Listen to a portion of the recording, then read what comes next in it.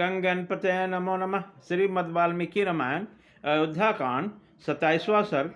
सीता को श्री राम को अपने को भी साथ ले चलने के लिए प्रार्थना।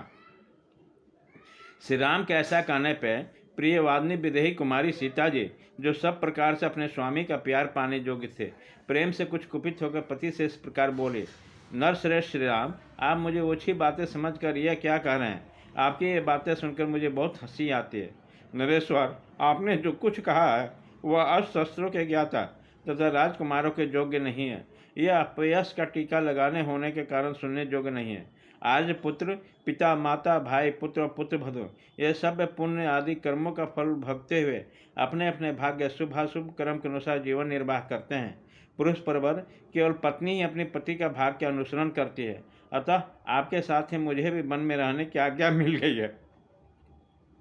नारियों के लिए लोक और परलोक में एकमात्र पति ही सदा आश्रय देने वाला होता है।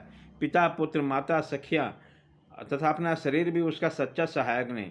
रघुनंदन, यदि आप आज ही दुर्गम वन की ओर प्रस्थान कर रहे हैं तो मैं रास्ते के कुश और कांटों को कुचलते हुए आपके आगे आगे चलूंगी।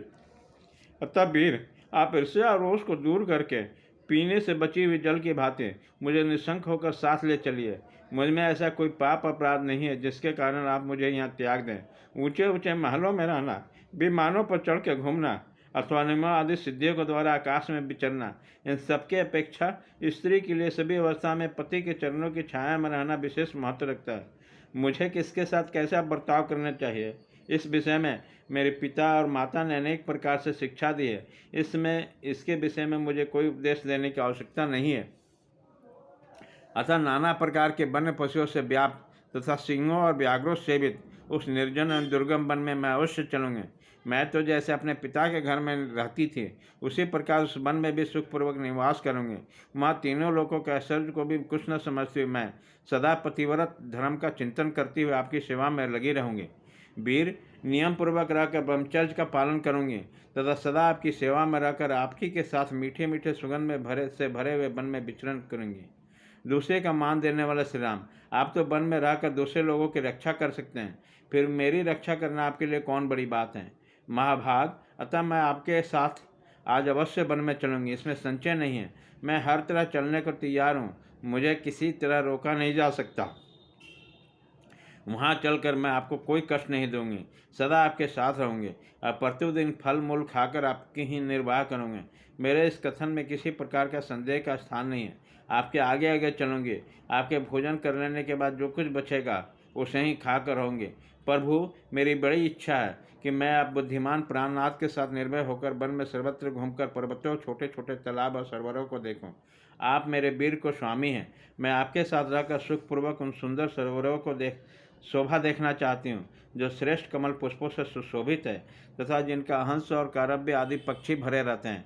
विशाल नेत्र वाले आज पुत्र, आपके चरणों में अनुरक्त रहकर मैं प्रतिदिन उन सरोवरों से स्नान करूँगी तथा आपको वहाँ से सबोर बिछुड़ूंगी। इससे मुझे परम आनंद का अनुभव होगा। इस तरह सैकड़ों या हजारों वर्षों तक भी यदि आपके साथ रहने का सौभाग्य मिले तो मुझे कभी कष्ट का अनुभव नहीं होगा।